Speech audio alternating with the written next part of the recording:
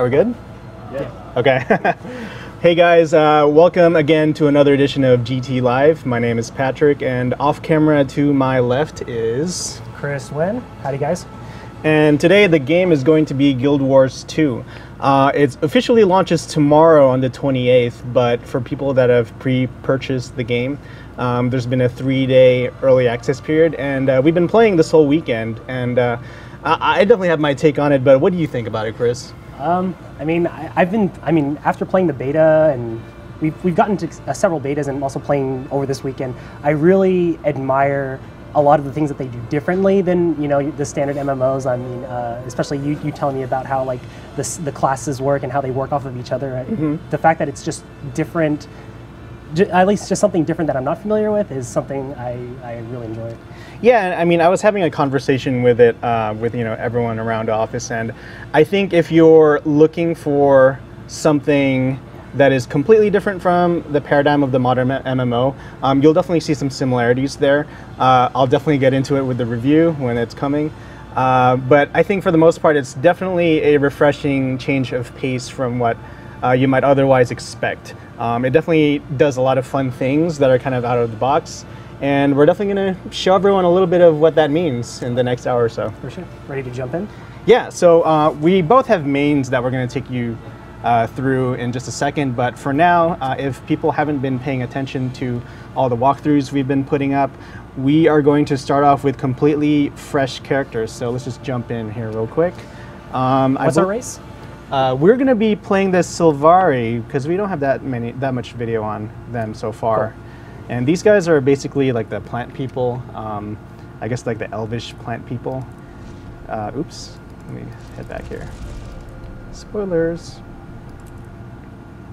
So we have 5 races to choose from. We've got the Char, the Human, the Norn, the Asura, which is the race of my main, and now we're going to try the Sylvari out. If we go in here, we could choose between a female or male character. We are going to be, what's female? Let's see here. There are 8 professions, as they're called here in Guild Wars, but that really just means class.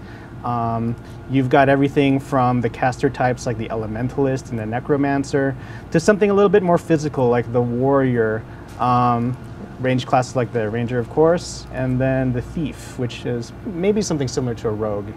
I think I want to do the Guardian, so let's try that out. So right off the bat, you see that there's a lot of character customization options. It's not just, what kind of hair and face and skin color you want. It definitely goes a little, more intricate than that. So let's just take off the armor real quick. Woo woo! How do you like a naked Sylvari, Chris? Pass. Pass? All right, we'll pass. But something I do like that I noticed is that if you turn off the lighting, they actually glow in the dark a little bit. I guess it kind of resonates with their whole, like, I'm half human but half plant theme. It's pretty cool. So yeah, when I made my character, I had no idea that did that. So when I chose my glow color, I wasn't seeing anything changing. Oh, really? Yeah, I feel kind of dumb now, but okay. No worries. All right, so let's just make a Sylvari real quick here. We have lots of choices for physique, change up how they look underneath the armor. And for the skin, let's go with well, what are we feeling here? Let's go with like kind of like a banana green color. For skin patterns, every race has a different set of options. For the Sylvari, it looks like you have the texture is basically just a bunch of plant material. I know that for the Char, if you go to their skin pattern, it's like a bunch of like cheetah spots and stripes and stuff like that. So let's just go with the plain one for now. And the glow color, which Chris was talking about here, so we could set the color on that. You could barely see it. There it goes. It kind of pulses in and out. I like the way that red looks, so we'll just keep that there. Head options, which basically amount to a hairstyle. This one cracks me up. Yeah, the mushroom. Yeah, I like the mushroom. It looks like something else, which I won't mention. This is a family-friendly stream, so I'll try and keep it PG rated. But let's see. I kind of like this hairstyle. That's pretty cool. And bro tip: If you find yourself a little short on options, don't forget this little right arrow here. I know I missed it the first time when I was making my person. Did you too? Yep. Well, now you know for the next character, right? Yeah. Okay, so yeah, let's go pink or fuchsia, whatever. Faces, let's see. You know, I like how it's not just all the air quote cute face options that you see in other MMOs. They have like really weird kind of sometimes unflattering looking faces, which is cool. You know, not everyone's pretty. You could look mean too. But I'm gonna cop out and do the cute face. Let's move on to the ears. Man. Sorry, guys. The ears. This one's cool. I like. Really cool. Yeah. Yeah, I like how this one is like a little flower. It's pretty cool. Faces. So this is where it gets really kind of interesting. It's kind of like in wrestling games when you have sliders to play around with and kind of really get into the nitty-gritty of how your character looks. You know, you could change how big their irises are, change the color. For the sake of speed, though, we won't mess around too much. So let's just, how about we just do all black for the armor sets. And it gives you a set of colors to work with here to customize your initial starting set. But as you make progress in the game, you're gonna find dyes that add to your set of colors, your color palette, and you could get some really cool color combinations there too. So don't think that this is all that there is to it. All right, so here's the next step. What's interesting about Guild Wars 2 is that when you create your character, it gives you basically a little quiz where it just to kind of flesh out the background information of who you're going to play as. So for the Guardian, it's asking me, you know, as a symbol of my dedication, I wear what? Pauldrons. And there's a bit of flavor text down here kind of explaining what that might mean to you. Just kind of give you some clue as to what you're looking for. And let's go with that. So trouble may follow me, but I used my blank to overcome it. This is interesting because these three stats are represented in-game. The more you talk to NPCs, the more one stat may take over the other. And I feel like that actually has a bearing on how your character speaks and interacts with other people. Because I know that when on my other character I picked Dignity, and my Asura had this kind of like hoity-toity, dignified pose whenever you would talk to people in cutscenes, so that might be what it is. So we'll go with Frosty here, something different. I dreamed of a quest that calls me to action. It was a vision of the blank. This one is interesting because it ties into basically your personal storyline. Depending on what you pick here, it's basically the outline of what you're going to experience for your main story quest. You picked a human, right, Chris, for your character? Yes. And what were some of the choices for you? I can't remember. There's two different sets of choices, and I can't remember which one was this equivalent. Yeah, see how you had a second one here? Mm-hmm. But there was one that was like, I grew up in, you know, kind of like a higher social class. I grew up in the streets, or, you know, something like that. And then the second one, which is what you were looking at here, was the one thing I regret was, and it was choose three, and the first one was I never found my sister's body or something like that, and the other one was like that's messed up. Yeah, like I never found my parents, or, you know, some sort of like arc that leads you through. And I'll say that I'm like level 17 on my human, and I've definitely come across the part of the campaign that references that directly. Yeah, it's cool. I mean, because these aren't just throwaway answers that you give at the beginning and then you just, you know, forget about. I've found that on my character too, what I chose had a direct bearing on the development of each quest. So I found that pretty cool that you know, it definitely had a kind of a rippling effect. Yeah, and because I played a human both in the beta and as my main character, I did choose two different ones to see how it would play out, and they are completely different, like little mini arcs in the overall campaign. Like the one with my sister and the one with the parents. Can you believe this name's already taken? Herp McDurp is already taken. Herp McDurpy. Oh, McDurp. There you go. All right. my Sylvari brothers somewhere out there. I gotta add you because I've already created my ranger class in preparation to join you on Sylvari. So let's show everyone this. 25 years ago, my people first appeared in Tyria. The pale tree flowered, and the firstborn awakened. The dream contains my race's memories. We gain awareness here, and then awaken into the world. The dream fills me with knowledge, and is my connection to others. It is my inspiration, my guiding light. While here, I have discovered my purpose, to face evil and destroy it. Even now, I sense my destiny calling me to awaken. My time is soon. Nature and goodness are under siege. All life hangs in the balance. If Tyria is to survive, it will need us. If we fail, the dream will be consumed by nightmare, and Tyria will wither and die.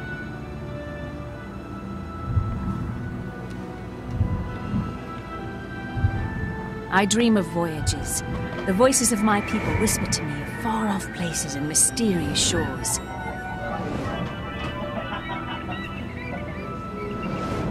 A white stag races before me, brave and wild. It offers me the gift of freedom. There's the first choice I made. The dream hints at my future. There are distant lands and dangerous challenges, but also I see my home.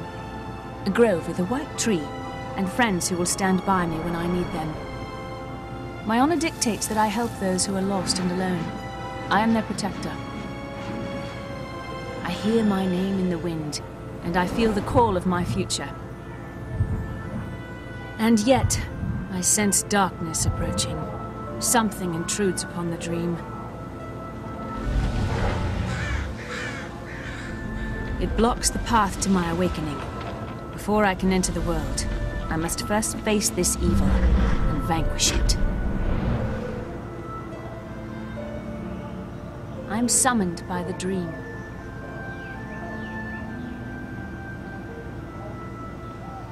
This is my story.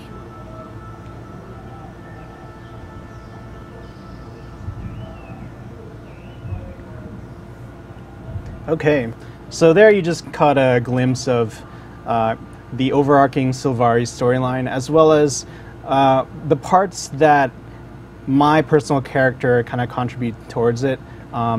It mentioned the Great White Stag, which was a dialogue choice that I made in the beginning. And so yeah, from here we're just gonna start off. Real quick, I noticed that some people already started tweeting to us questions. If you have a question, comment, whatever about Guild Wars 2, feel free to hit us up. It's at GameTrailers, #GTLive. Let me take one right now, let's see. For the uninitiated, from Joseph Knopp. Describe Guild Wars 2 in 10 words or less. I don't know if I could stick to 10 words, but I'll just tell everyone out there that Guild Wars 2 is, the next big MMO. It's definitely been in production for a while now. It's been pretty vocal about daring to change what you may know about MMOs, just in terms of progression, in terms of partying. It definitely does a lot of interesting things, and we'll get into that in the next hour. Okay, so here's the starter zone for the Sylvari. I believe Chris is right here, Jojenkwa. Yep. That's you, right? That's me. Cool. So we're partied up right now. Nice. So let's head forward. Cool.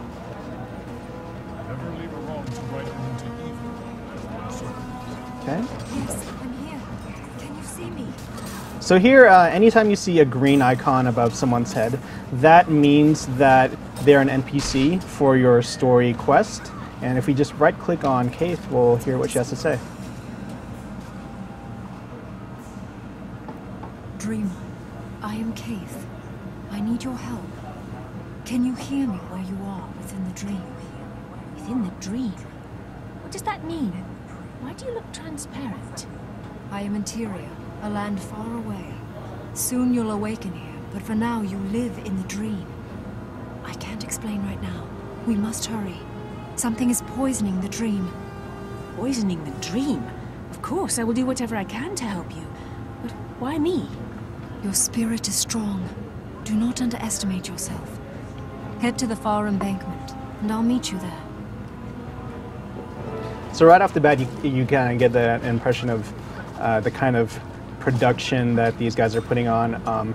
Lots of VO for all of the dialogue. cutscenes that you have with everyone. I think they released a figure where it's like if you took all the VO in the game, it's around 90 feature films strung together, so that's pretty impressive on their part. Let's head over here. This way. Those hounds are in Ascot, for instance. Cool. I know it looks grim, but you must press on. The future is in your hands. So one cool thing you may have noticed just by looking at things popping up on the screen or just what's here on the right, you never actually really have to, oops, let me just take care of this guy. You never actually have to talk to a quest giver per se to progress on with the next phase of your journey. Things more or less happen in a dynamic manner. I believe they call it dynamic events, and we'll get a better idea of what that means coming up. But for now, let's just see where this takes us. So, here we go. I think now would be a good time to kind of mention that how your abilities. I mean, right now we just kind of have one ability that we can kind of combat, fight with, and R2, R3, R4, and R5, and so on. Like those are kind of idled out, if not completely blank. Right. Let's kind of expand like how you see like how your number 2 there is like filling up. Yeah. Let's delve into that. So a big part of what makes Guild Wars 2 different than what you might expect from other MMOs is that there's this whole focus on the idea of weapon skills. What type of weapon you use actually matters. It's not just another stat stick where, oh, I have a two-handed hammer that has a little better stats. Hold on, I'm getting mauled here. I have a two-handed hammer that gives me better stats than this two-handed sword. I'll just equip it for a model change. It goes deeper than that. The type of weapon you use actually determines the type of skills you can use in combat. And as Chris mentioned, on my toolbar, we'll see it in a second, but on my toolbar there was a skill that was slowly turning more solid, I guess you could say. That just means that I haven't learned all that skill. Whoa, I'm naked. Hold on. Are we safe? Keith? Where is Keith? Steady, Sam. You just woke. You were calling out in your dream. Keith was just here, but she had to go speak to the Pale Tree. She and I, side by side against a poisoned dream. I saw the shadow of a terrible dragon, and I felt the dream call upon me to defeat it. By the tree. A wild hunt so soon, and such a momentous task. To be a valiant of the wild hunt is a difficult charge. Bear this calling with pride. I will. But how do I begin? One does not simply awaken All right, I'm just and gonna rush off skip to face a dragon. here a little bit. You start here, and You guys can. Let's remind the folks at home. If you're tuning in, we're doing a Guild Wars 2 stream, and if you have any questions, please use the hashtag on Twitter, hashtag GTLive, and we'll do our best to answer your questions live on the spot. We have 4 Guild Wars shirts to give away. Is that correct? There are 4 shirts. I don't know if they're Guild Wars shirts, but right. we're giving away some clothing here. Okay, so if you want some swag, give us a question, and if we use yours and if we like it a lot, we'll probably give you something. Yeah, and I can see that the comments are starting to trickle in. Yeah, they are. Let's see. Let's answer one right now. I'll read it for you. You just go ahead and play. So we got one from Ryan. Yeah. At Far Out. How easy is it to solo a lot of the game? Is it necessary to be in a party most of the time? From my personal experience, I've honestly played up to level 17 completely on my own. Yeah. But you also sort of dynamically go into groups, not in a party, like you don't join parties, but because these dynamic events are constantly happening around you, you kind of just start doing the quest with a bunch of people within the same area. And that's what a lot of that's what most of this game is about, just kind of dynamically doing things for fun.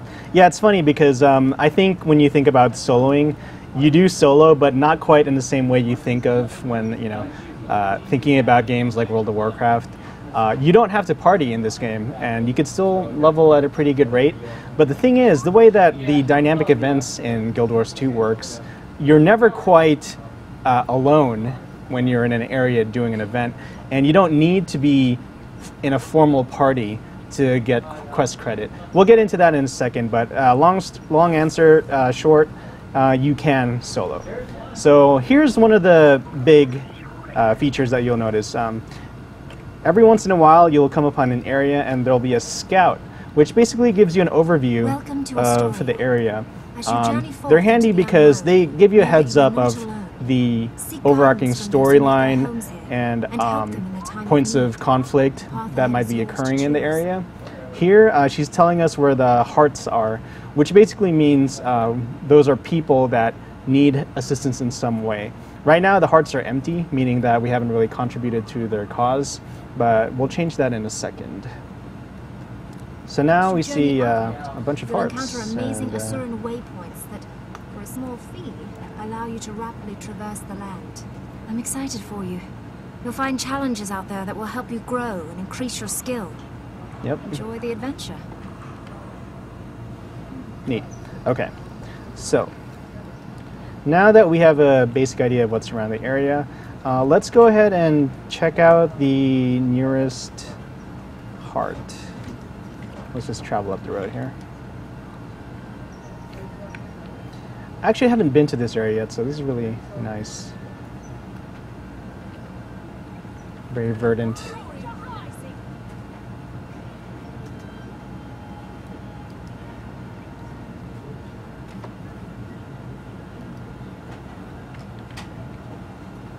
Did you get that event? Which one? I just had one that just popped up. Oh, we did should you? just go do that. Yeah, follow me. I didn't see that. Yeah. Lead the way. Oh, here we go. So, yeah, here you'll see to the right, it says give Firefly Luminescence to Warden Anwin. So I take it we gotta kill these guys. So just like that, that's an idea of a dynamic event. No prompt needed. I just happened to be at the right place at the right time. And now I'm participating in a quest that everyone else is at the same time. Okay. Cool. So for those of you wondering if you're going to have huge quest logs with 30 quests ready to go out, you know, that's just not going to happen here. Yeah, and really, the idea of quest logs is kind of, it's very different here.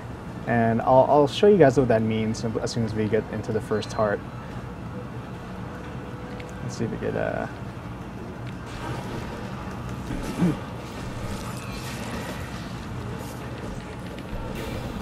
Okay, so I just got a message right now saying that I've learned a skill, Symbol of Faith, and that came from using my, let's see, what is it? I have a club. So if I use the club enough, then these skills, which are dark, will eventually lighten up, and it allows me to use more abilities from that weapon set. So for Symbol of Faith, I smash a mystic symbol onto the ground, and it damaged foes, regenerates health for allies. Boom. Cool. So like a little healing circle. And just by beating that one Firefly, you could see that I made 16% progress towards unlocking my next weapon ability. So I think it is kind of cool because once you get a new weapon, you might not know just what that weapon set can do. So it kind of eases you into it by gating the skills. You know, you can slowly learn it over time. Alrighty. One thing I like about the Guardian is that they have these virtues, which are basically passive buffs that you have. There's one for Justice, Resolve, and then later on, I think it's called Faith or something like that. But basically, they're passive buffs that just give you some bonus. Like, you know, this one is the offense one. It gives you a burning dot effect with every 5th attack. But then you can also activate it as an on-use, and then it spreads a more potent version of that virtue to your team. So definitely geared towards, you know, a support team playing kind of character. All right, Patrick, we got a question from BB Gunshot. What's up? Do your choices in-game impact the directions of the story in Guild Wars 2? You know what? Maybe outside of just the original starting choices? Right. Yeah, I think so, because so for my Asura, there was this, in the story quest, I was presented with a choice. Without getting into any spoilers, because I know you guys are very sensitive to that, it basically asked me if I wanted to seek revenge against someone or save a friend that was captured. And it gave me a choice. I could choose either one, and what happened next was a completely different part of the storyline. So I don't think it really is a kind of like a streamlined thing. I do think that some choices will matter. To what extent, I'm not sure, but it definitely gave me that early on. Protector Strike. So there I got a new skill, added to my repertoire. Cool. And oh, just to add on to that earlier question about, you know, if classes are able to solo or not, definitely, I think they meant for that, because rather than having a character being, you know, the so-called healing or, you know, tanking class, everyone can pretty much do anything. And I think you really get a sense for that because everyone has a self-healing mechanic. For the Guardian, I have Shelter, which, you know, blocks attacks while healing. And you can unlock more types of skills like that. They're called utility skills. And like I said earlier, we'll get into all of that good stuff later on. So here we could see to the right the progress that everyone's had with collecting all this Firefly luminescence stuff. If we go back to Anwin, we should have enough to finish it off. Cool. So one thing I like about the way that Guild Wars 2 handles its questing with the dynamic events is that it kind of steers people away from the selfish notion of tagging mobs. I mean, I know that when I was playing other MMOs and I was questing, you know, and it told me, hey, please kill 3 wolves. I know that the first impulse is to naturally tag everything you can before anyone else can get credit for it, and then, you know, steal all the progress for yourself. But here it really kind of encourages the idea of teamwork. Everyone participates in the quest as one, and the only thing that happens when you start tagging things is that it just gets done faster for everyone. So it's kind of a it's a very cooperative style of play, which I like. So here we just succeeded in the event, yay for us. And let's start heading north. Try to hit that hard. Here we go. So that was an example of a dynamic quest.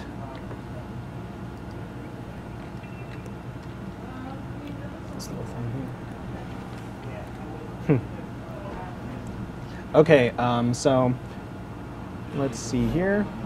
Right now I just accessed one of the waypoints in the world, and these are handy because these act as your fast travel spots. So as long as you've discovered a waypoint, you can quick travel back to it for a small fee. But if you're in a town, you could use the waypoints for free. So that's another pro tip if you want to quickly move around. Okay. So here, just by entering the area of Warden Gemai, we kind of get a quick summary of what she needs. So for her, we need to clear any undead from around the Wardenhurst, replenish withered territory markers, and or spar with local wardens. The fact that it kind of gives you multiple objectives to complete is a pretty nice thing, because it's not quite like other MMOs where you have to basically go step 1, step 2, step 3. You basically get to do whatever you want within a set area. And in this case, I'm like killing zombie hens, naturally. So there you can see my progress starting to increase just by helping out. You know, I could be killing zombies 1 minute and then moving on to, you know, helping replenish withered territory markers, wherever those things are. But I see another zombie hen here, so let's take that out. There we go. Hey, buddy.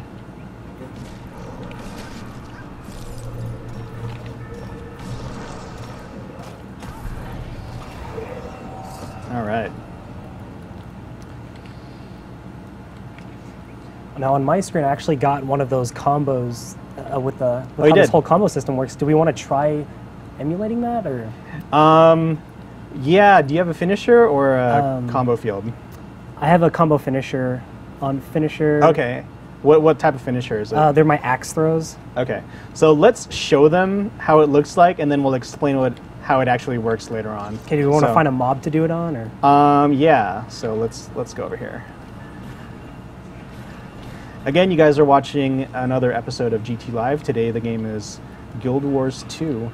If you'd like to send us a comment or question, feel free to do so via Twitter. It's at GameTrailers, #GTLive. We'll be picking and choosing the best comments and questions throughout the show.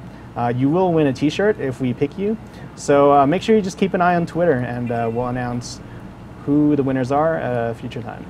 Okay, so It's a likely candidate. this jungle spider right here seems... Well, Never that guy mind. just kind of ruined our party, yeah. Never mind. Hey, there's another one over here. So combos are another big part of the way that combat works here. I'm going to drop a light field, and you do your whirlwind axe or whatever it's called on this dude. So here we go. Let's back up so it doesn't stir up attention. So here we go. Okay.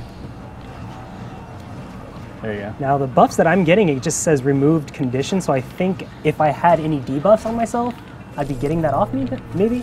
Yeah. So that was kind of a glimpse into how the combo thing works. There you go. See that? Yeah. See how normally when Chris throws his axe, it's kind of just normal. But if it passes through my little light field, go ahead. Back up. There you go. It's adorned with some kind of electrical or like light type enchantment. We'll explain in further detail how that works in a second, but for now, let's just leave it at that. Okay. So that was a sample of what the low-level experience is like. I think it's probably a good time to log into our higher-level characters just to show what else Guild Wars is all about. So let's go here. So I have a level 15 Elementalist, and these guys are basically the mages of the game, and I believe you have one too. Yes. Seems to be a popular choice Duo around here. Elementalist. Mm-hmm.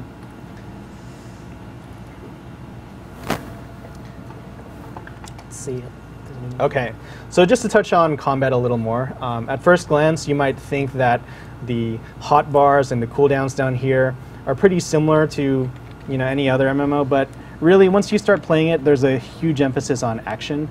Positioning and timing matters a whole lot, and hopefully we could show you what that means in a second. Hey Pat, we got a really good question from shoot. Brandon Reister. What microtransactions can you make and how much do they cost? Do any of them alter the gameplay or are they just aesthetic?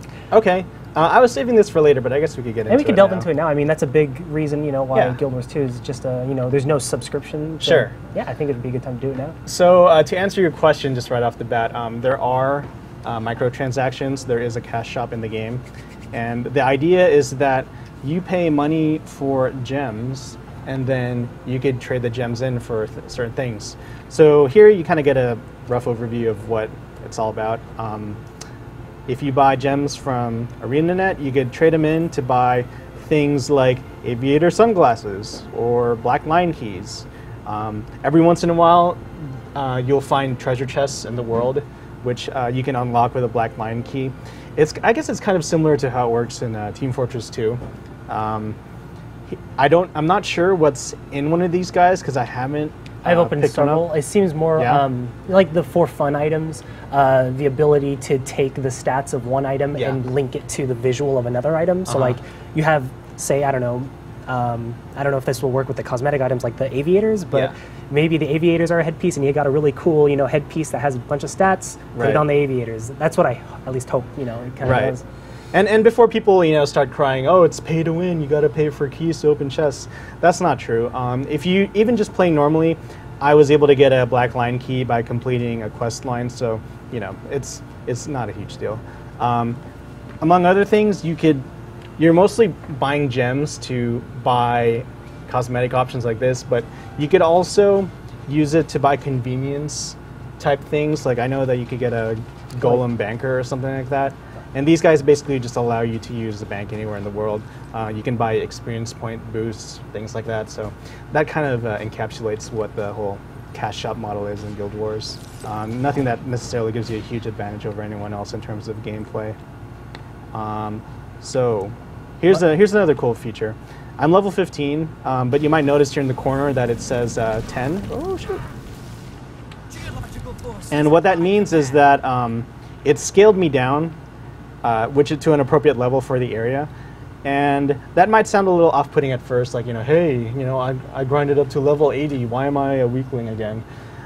Well, for one, if your lower level friends need any help, questing through that zone, you could go in there and basically have the same amount of challenge that they have. But also, if you run into any quests or dynamic events that you may not have experienced, then it's still kind of a fresh thing for you. So it basically keeps you engaged at all times, I suppose. Definitely a good thing if you want to check out the other races starter zones. You know, if you have a friend that starts out with a completely different race than you, you can, you know, join up with them if you're already like level 30, and you can just join with them and do these quests, and you still get, you know, a good amount of experience for doing these low-level quests. I mean, I was doing level 7 quests at level 17, and I was getting enough to, it was enough to level me up still, you know, as long as I did them.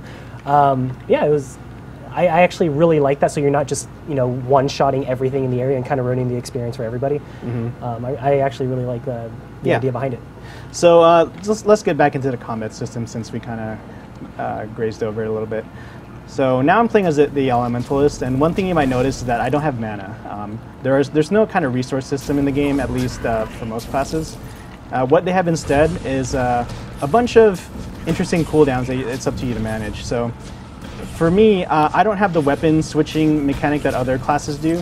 What I have instead are attunements, which let me switch between fire, water, air, and earth.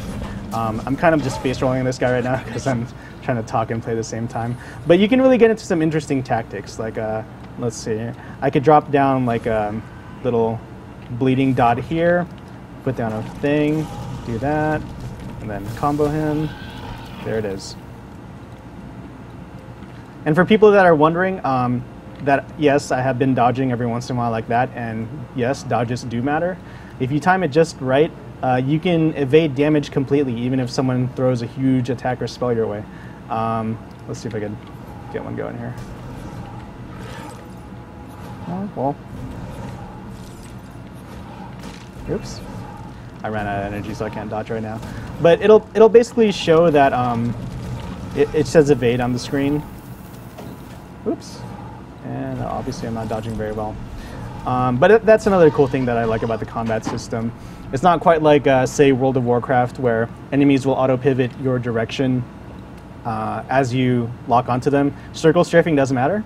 Enemies do really kind of huge telegraphed attacks, so if you're smart and on your toes, you could avoid a good bit of damage and kite a bunch of things at once. So that's one cool thing I like about it. Let's see here. So we've spoken about getting experience by completing the hearts, but that's not the only way of leveling up in this game. One thing I like about Guild Wars 2 is that it really encourages a pretty well-rounded experience. You're not necessarily going to be fighting the entire time. There are a lot of worthwhile things you could do with your time that make it fun to play in Guild Wars. The first thing that I think is worth pointing out is the idea of vistas. Here, in the map screen, it kind of gives you an idea of what you're looking at in terms of just everything to see and do. The vistas over here in the bottom with the triangles show you that there are 9 total here in Metrica province. And what vistas are is like this. So think Assassin's Creed, where every once in a while you go to a tower, you know, and you can check out you know, the basic lay of the land. It's kind of the same thing, but one thing that's cool about the vistas is that they're hidden throughout the world, and you see them on your map. It's up to you to find out how to get there. Here, you have to scale like these little platforms, and once I do it here,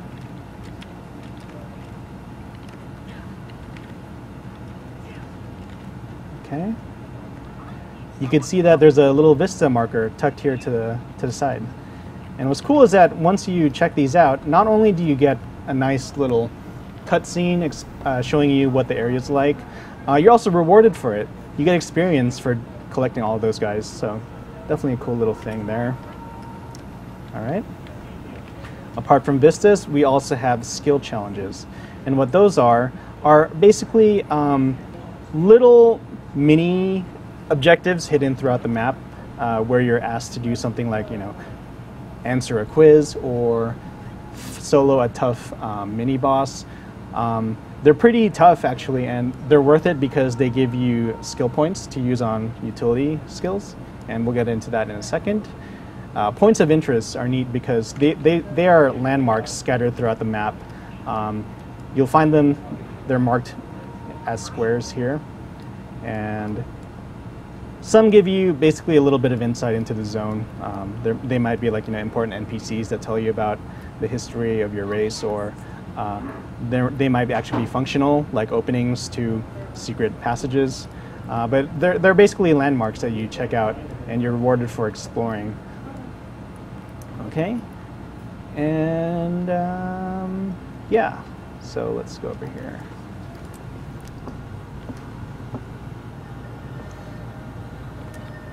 Last but not least, one other way that you can gain experience is by embarking on the hidden challenges that they have throughout the map. Now, what's different from the skill challenges is that they're not marked, and they're actually kind of devious, and I'll show you why in a second.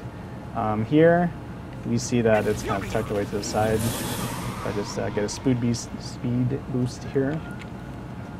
Let's see what's up. Oops. And while I'm getting to this area, do we have any? Yeah, we got a question from Ryan. Yeah, what's he up? asks, is there any kind of rested experience like in WoW if you are a casual player and don't play a lot? To my knowledge, I don't think so. I may be mistaken, and I'm sure someone's going to correct me on that. But what Guild Wars 2 does is that it follows a pretty linear leveling curve.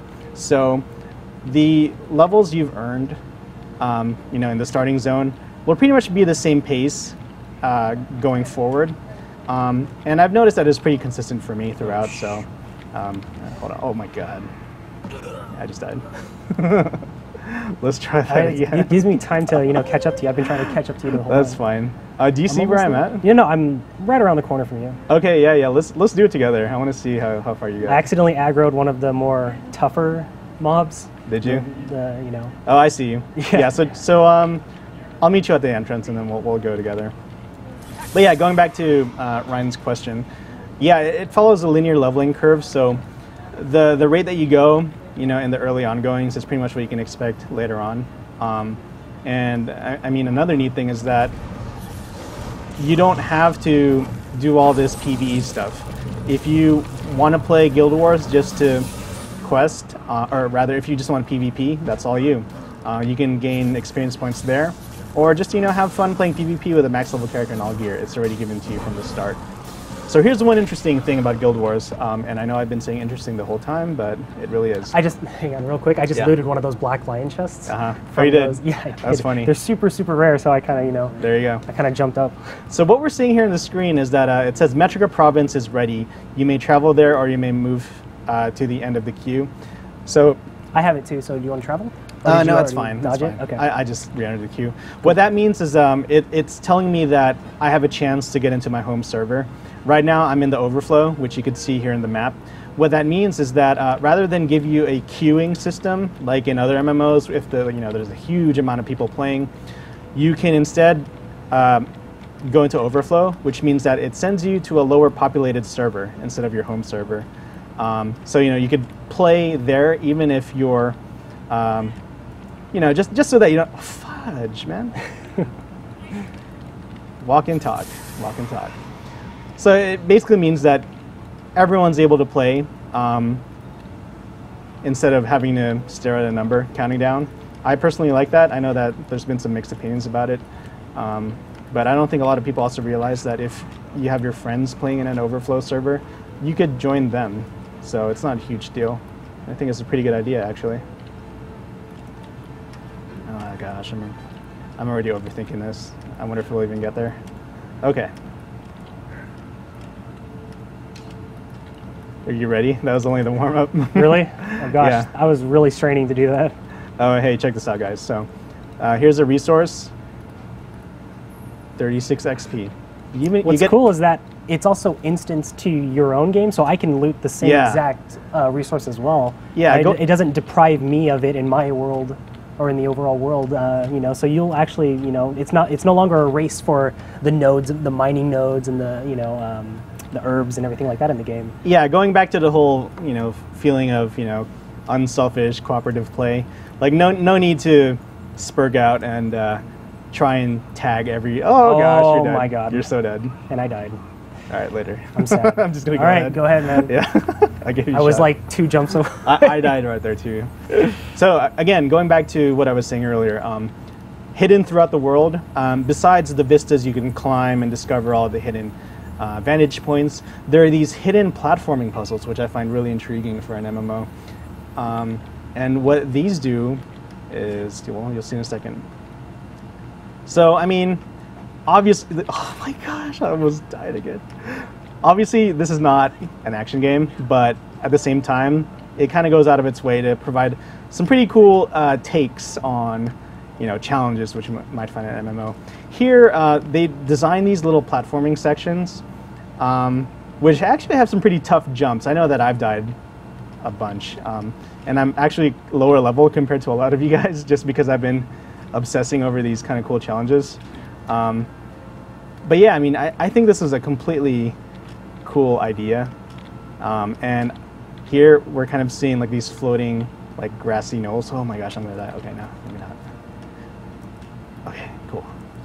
And I know that I saw some videos elsewhere where it's kind of like Mega Man 2. There's a bunch of appearing and disappearing platforms. So there's some really cool challenges here for you guys. All right, here's a good troll. These little wind gusts will knock you off. I'm only giving it one shot because I spent forever on this the other day. Oh my gosh. Okay, I'm done. I'm done. Did you quit? Okay, well, I'm no longer going to try to get up there with you anymore. I'm done. Okay, forget it. But yeah, should we go around and try to find some sort of dynamic events and just kind of... Yeah, let's do that. All so, right. while I check the map, let me check Twitter, see what people are saying.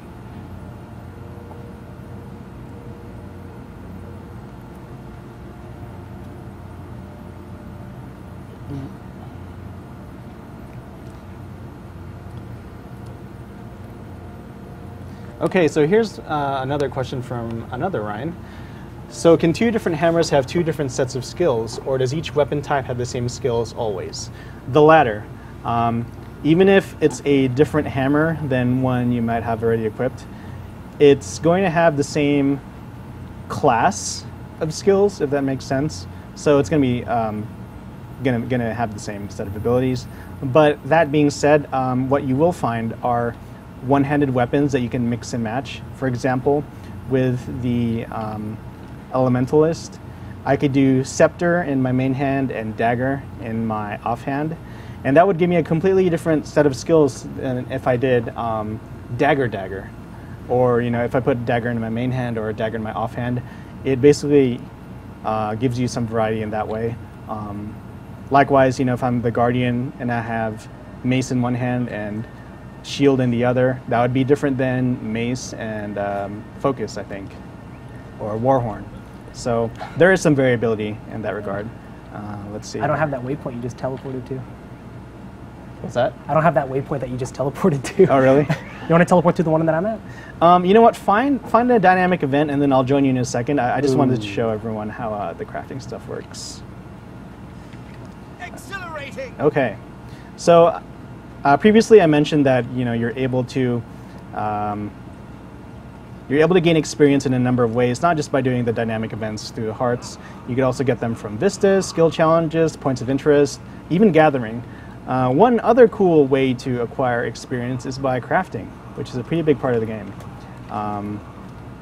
So you're only able to learn 2 crafting trades at once, but what's neat is that as soon as you decide to move on to something else, you pay a small fee to get into it, and you don't lose any progress from whatever you've worked on compared to other MMOs, so which I find is nice.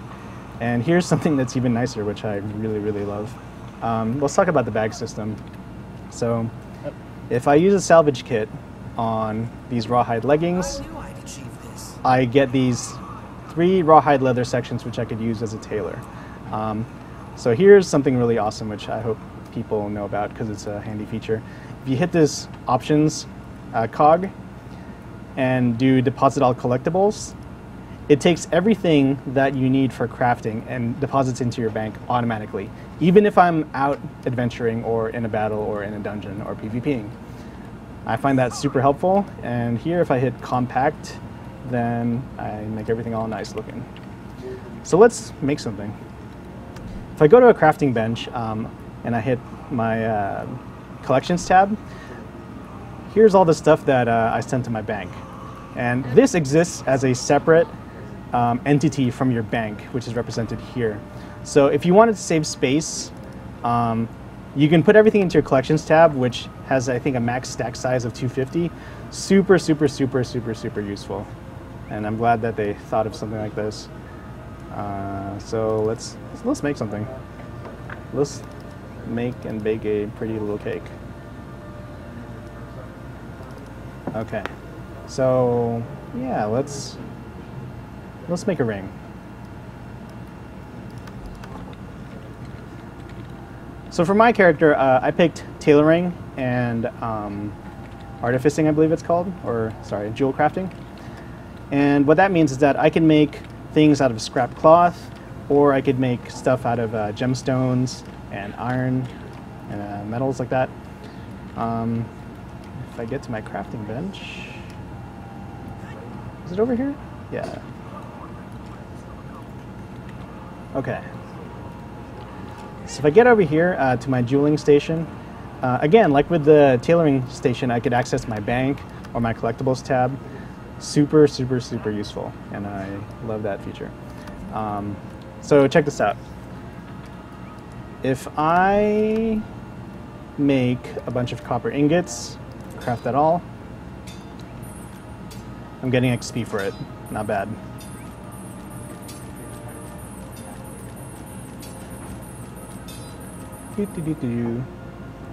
So I got a nice little boost there, you know. Nothing too fancy, but pretty good nonetheless.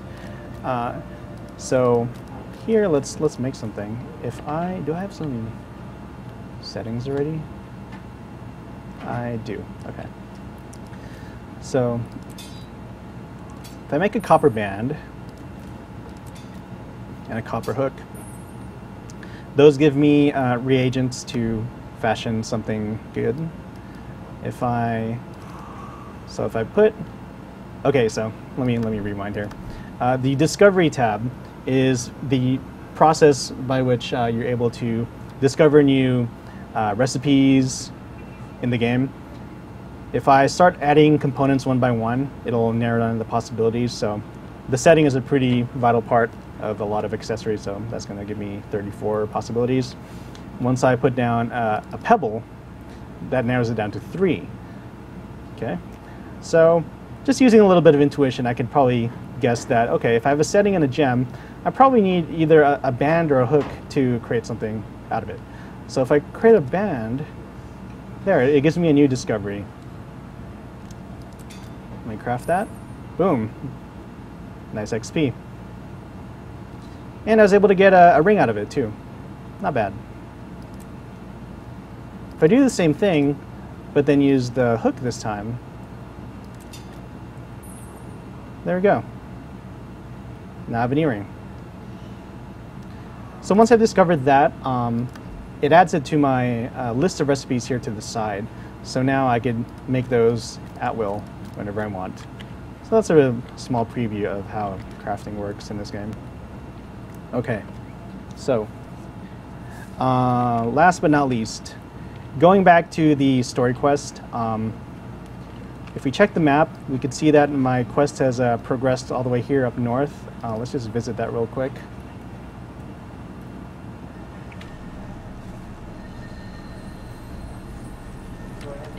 Okay. And here it's taking me into the next zone up north, which looks like it's part of the Silvari territory. Again, you guys are watching another installment of GT Live. Today the game is Guild Wars 2. If you guys have any questions or comments, feel free to tweet us at GameTrailers #GT Live. We'll be picking the best comments throughout the show, and we'll be sending you guys a nice t-shirt in return. Okay. All right, so I'm just glancing over here to the Twitter wall, and Jacob Fisher is asking, are the instances involved, such as team, mechanic-wise, and coordination? I'm going to interpret that as, are there instances in the game? And the answer is yes. Here's a good example.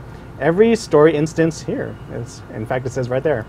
Everything related to the story is instanced, kind of like what you'd see in the Old Republic, where you kind of get into your own private single-player experience. It's no different here, but of course, Guild Wars 2 takes the time to lavish it with some neat little mechanical and design choices. If he's referring to like the team mechanics in terms of like, you know, the healer, tank, and DPS classes, like how different is Guild Wars 2 compared to that? I mean, let's just completely go on a rant for that. Sure.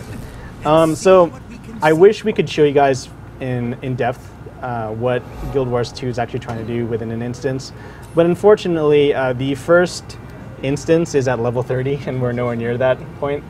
But basically what Guild Wars 2 is trying to do is kind of debunk the idea of the Holy Trinity. And for people who may not know what that means that, you know, up until now MMOs have supposedly needed the whole structure of tank, healer, DPS. Let's see how well I could explain this while fighting. So what Guild Wars 2 is trying to do is take away the necessity of that. It's asking the question, you know, is it possible to have that party dynamic work without needing the roles? So what it's doing is it's building a combat system that makes everyone essentially self-sufficient. You'll see that in the weapon sets. You'll see that in my attunements. It's the idea that everyone can contribute to combat in a meaningful and kind of varied way. And of course, when you are doing stuff like dodging and healing yourself, that is kind of like, oops. Oh, obviously I'm not doing well right now. When you're playing skillfully, adapting to each moment, that's kind of what it's trying to get at in terms, oh gosh. And obviously I didn't do well there because I was distracted. But here's a good example of the down state. Whenever you get killed, or rather if your life turns to 0, you get into a down state, kind of like Last Stand in Call of Duty, where you still have a fighting chance, but I didn't. you still have, you get a limited set of skills to kind of defend yourself with, and what's neat is that people can run over and revive you, or if you're successful in defeating the enemy in the down state, you automatically resurrect. So I think that's a kind of a cool little feature. Okay. So, yeah, unfortunately that story instance didn't work out too well. I still have to level up a tiny bit around the area. So, sorry guys. But I think now would be a good time to get into PvP. We're almost out of time, but I definitely want to show you guys a little bit of what that's all about. And we may go over the hour. You know, that's how we roll. So to access PvP, we are going to be... Oh, you know what? Yeah, I could do that when we're... We'll go over the skills and traits when we're in the mists. But to access PvP, all you guys need to do is hit up your hero panel. Then go to here, go to Heart of the Mists, and it should take you to the PvP hub.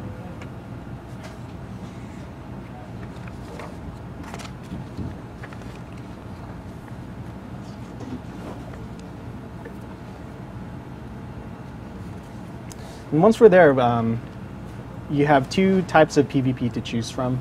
One of them is a structured PvP, which is analogous to, say, your war zones and your battlegrounds of other games.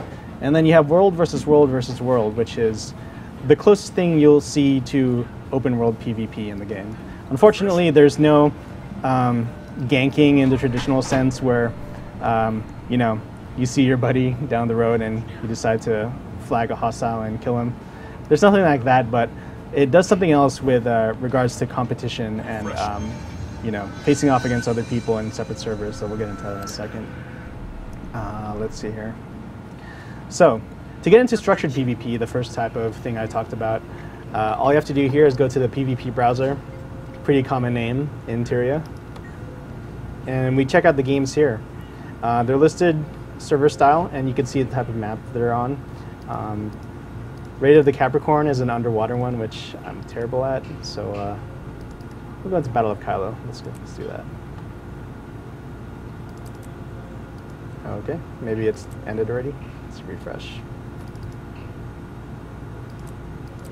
Okay. maybe not. That's always the fun in The launch of an MMO. yeah, the launch of an MMO is a fun thing. Well, technically, it's still in beta because we're one day before. Yeah. I think they're like in pre-launch right now. Okay. Can I really not join the game right now? Really? Are you serious? Okay. Let's give this a few more tries. Otherwise, we'll move on. Yeah, that'd be a bummer if we couldn't do PvP, but we'll try for you guys. Okay, we'll go back there later, but let me show you guys what the mist is all about.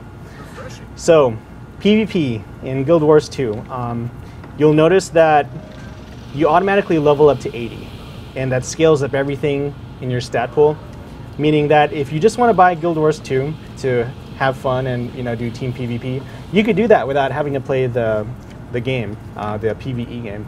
And what's cool is that you are able to have a full set. Whoa. You're able to have a full set of gear here that they just give to you right off the bat, and you can visit the vendors around the mists, and they'll give you other weapons and stuff if you want to mess around with different types of abilities. Earlier I mentioned the idea of skills and traits. So here with the weapon skills, you can kind of get an overview of the types of skills you have at your disposal just by using different weapons. I'm pretty partial to the staff because it's all about long-range AoE attacks, so we'll be showing you guys that if you can get into PvP later. With regards to the slot skills, so you have here on your bar 5 abilities pertaining to your weapon. For the Elementalist, of course, it multiplies times 4 because of all the attunements, so 20 total.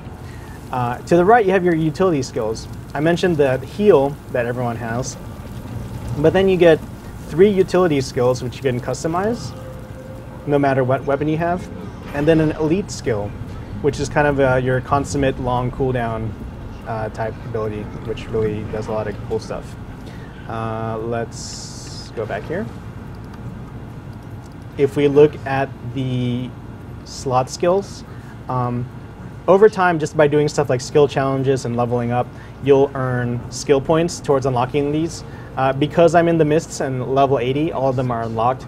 But throughout the course of the game, you're going to have to basically pick and choose which ones you want to take at any given time. So here, what I've done is I've chosen this heal for my healing ability. For E, I've chosen Arcane Wave, which lets me do a blast finisher, and we'll get into what combos mean later. Signet of Earth, which lets me stun, shield, and then for my elite skill, I can summon an elemental.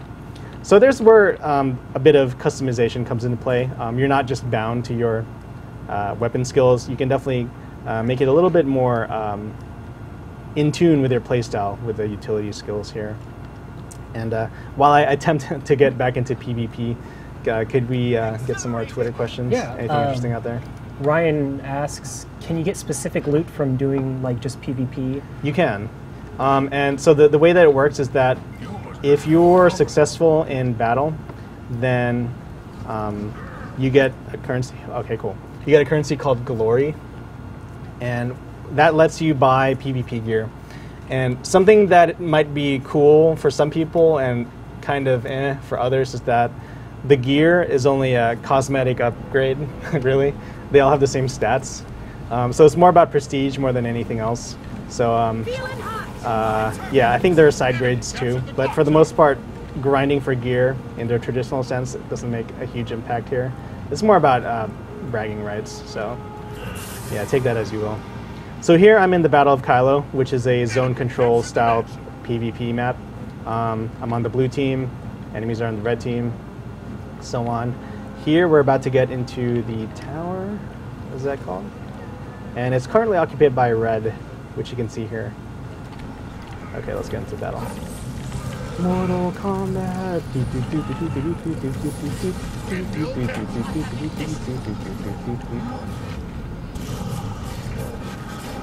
Okay. Okay, this is not looking good.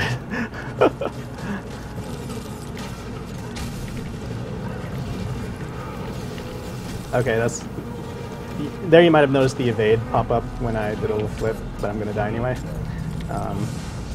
Yeah, so... And I'm dead. I apologize in advance for not being a uber hack sleet duelist, but I try. I try for you guys. And I might be able to do something here. If my bro helps out. Let me just shoot some pebbles this way. But yeah, it's a zone control style map. As the battle happens, you're going to earn war points, and the first to score 500, it looks like, wins. These are pretty cool. They're fast-paced. This one kind of reminds me of AB from WoW, for you guys out there who have spent some time in Azeroth. And I guess I'm just going to be annoying until someone finishes me off. So the thing about Downstate is that if I'm able to get my life back to full somehow, then I stand up. One way to circumvent that is to walk over to someone and to finish them off. Here you'll see that Zemu is doing it to Balthazar, and I'm pretty much next. If anyone cares about me. I guess not. It's going to be annoying. Well, he just stuck his pet on you, and he's just... Well, the Lynx likes me, I guess. You know, it's cool. It's cool. I appreciate that. I could talk more about Guild Wars 2. But yeah, PvP is pretty fun. You don't need to play PvE at all to participate. It's... Oh! What? Am I up? Am I up? I am. Oh, shoot! Okay, someone's being a total B right now. Let me try and AoE these guys down. Oh, I can finish someone. Finish him. Dun, dun, dun. Oh! Yeah, it came out. Maybe cast some healing ray, you know? Yeah, so here's an idea of a combo. I set down a field of... Shoot, I got feared. Hold on. I set down a field of water. I hit my Arcane Wave, which is a blast finisher, and that gives me additional healing. Combos in this game are a two-step process. You put down an elemental field, which is represented by a circle like that, and it says it's a field there. And once you set up a field, you finish it off with a finisher. For me, I could combo with myself here with a blast finisher, and what that means is that it amplifies. Oh gosh, hold on. It amplifies the effect. Oh, this guy's. No. You can't resurrect. You can't resurrect. Just sit there while I do this. Okay. So what the blast finisher does is that it amplifies the effect of whatever AoE is on the ground at the moment, and it gives you a bonus. So, like I did with the water geyser, it basically gave me an initial increase in health, and then by blasting it, I was able to increase the effect of the heal even further. So that's oh fudge! I'm out of here. That's a lot. So yeah, lots of running around. Oh boy, and let's see if I can troll some guys there.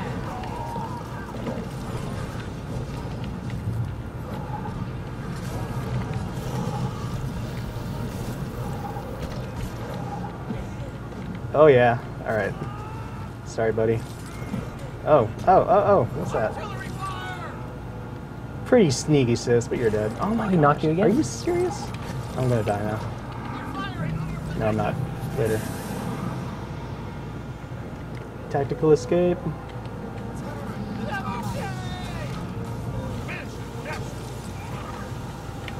Let me see if I can control this guy. Hold on. Okay. Stand there. Oh, I thought I blew him off. Almost. Sorry guys, that was anticlimactic. Anything else from all the peeps out there?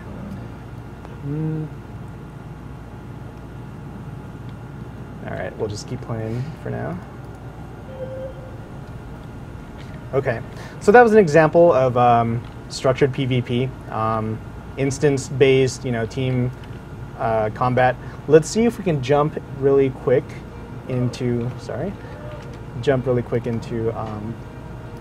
world versus world. And you can do that two ways. The first way is queuing up on your menu screen, which we'll see in a second.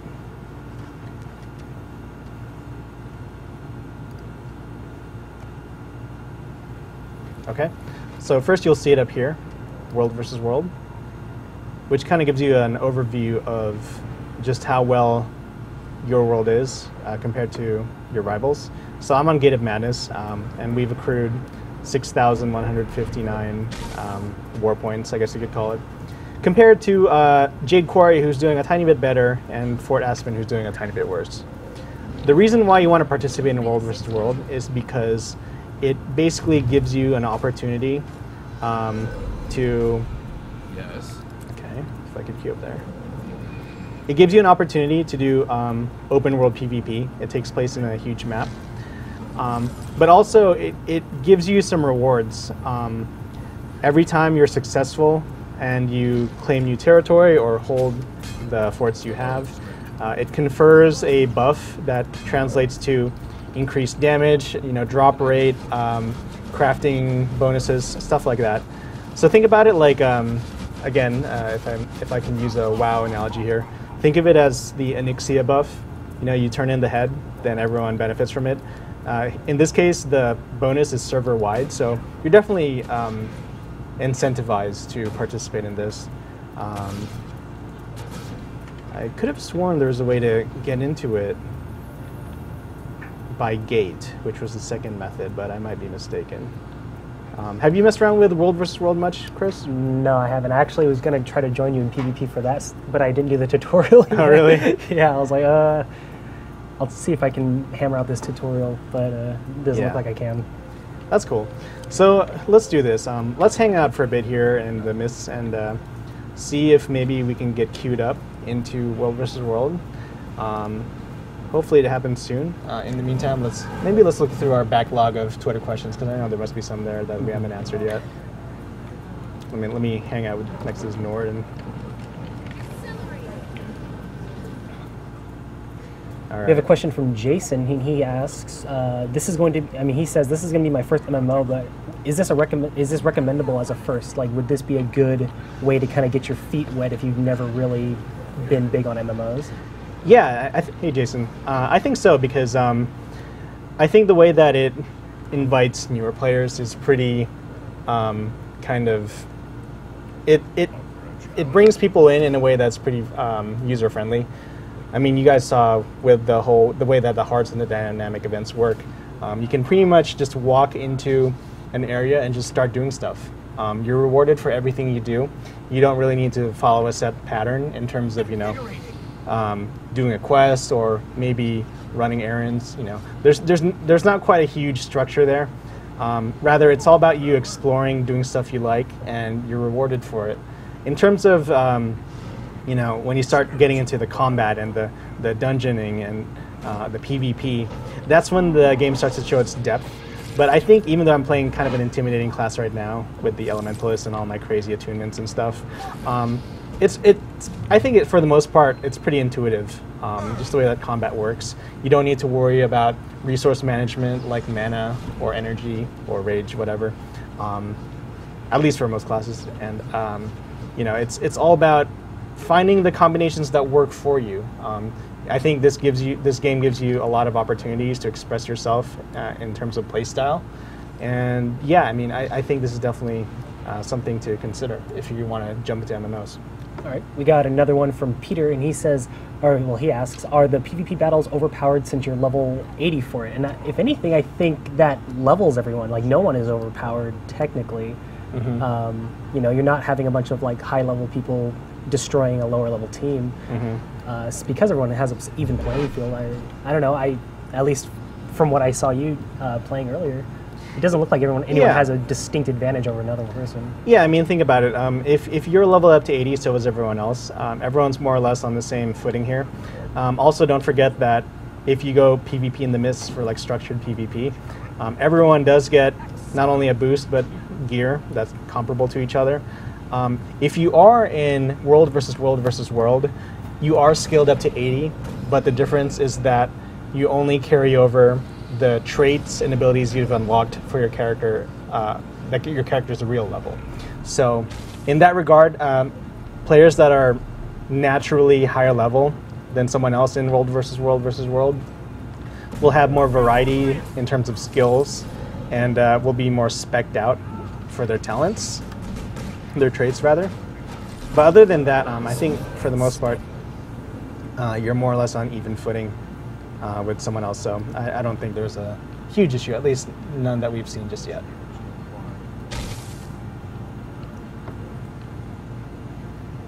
All right.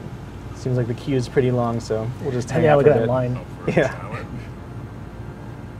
What else we got? I mean, I just had a quick question. Yeah. You said you do get PvP gear when you spend your honor. What's the currency you earn? Is it honor? It's called Glory. Glory, okay. Yeah. So you spend the glory and you get visually more appealing, items and stuff like that. Mm-hmm. Can you wear that outside in like the PvE? Because I mean, I'm the kind of MMO player that likes to do a lot of PvE. So Yeah. I mean, I'm just curious if it would be something I'd like to do. So far as I know, I don't know if you can carry over your PvP gear into the real world. But in terms of looking cool, which I guess is the inevitable. I mean, there's a whole store for conclusion. that. So. Yeah. I mean, you got this. You could get some stunner shades, I guess. But apart from that, the game also has this cool little paper doll feature where you could get town clothes. Yay! What's up? So yeah, I mean, you can basically collect gear that you think looks cool in the regular game, and then have a separate set for that, so you can quickly toggle on your, cool clothes or not, whatever. And something I forgot to mention earlier is that with both your casual gear and your normal gear, you're able to dye it pretty much in the way you want. You look like you just figured this out. Did you not? I was know? wondering where I could dye stuff. I was Okay. looking for like a specific person, but okay. Yeah, Okay. that totally makes it a lot cooler. Yeah, so this is pretty cool. Like, if you want to mess around with the way that your character looks, you could have little tweaks like that. Just Yeah, I've mess definitely around with found a color lot of combos. dyes in my PvE, adventures. Yeah. They are kind of rare, and they are locked to your character once you consume them. But when you do consume them, it adds them to your color palette. Yeah. So you can add some really cool, visual variety. I mean, if anyone has fun create a character Yeah. to have color schemes of other video game characters and something like that. I mean, totally, it's open for that. Did you see the one Spider-Man character that someone made? I have not. It's on Reddit somewhere. Someone made a pretty funny Spider-Man Shout outs character. to Reddit. Yeah, shout outs. But yeah, I mean, for people that make custom costumes and color coordinate them to really, really look like others, I mean, I can totally see this game evolving into something like that. Yeah, and if it's going to be anything like the first game, dyes are going to be a hot commodity, where they're going to be traded, they're going to be worth a lot. So I'm sure there's going to be a player-based economy for that pretty soon. I've only found one dye myself, the quick stock, which gives me like a little peach color, so nothing too fancy schmancy yet. Would it be possible to re-dye that hat to the formidable Mike Damiani color hat? Oh my gosh, let's do it. Yeah. There we go. If you guys are wondering why we're laughing, it's a vicious, unfunny joke. But we strive for all forms of humor here. Okay. There it is. Brr. Unfortunately, it looks like we may not be able to get into world versus world versus world. It's just too popular. Yeah, I mean, people are having a heated battle right now. Yeah. Things are going on in the world, and we can't be a part of it, at least not right now. But yeah, I think we're just out of time. Thanks everyone for tuning in to another episode of GT Live. We will be announcing the winners for the t-shirt giveaway later on. So just keep an eye on all our social media channels for that.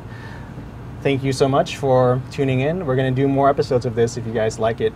So yeah, do you have any final thoughts, Chris? Not really. I just want to get to play some more Guild Wars, man. You want to start dyeing stuff now that you know about it? Yeah, definitely. Okay. So thanks again for watching, and we'll see you again soon.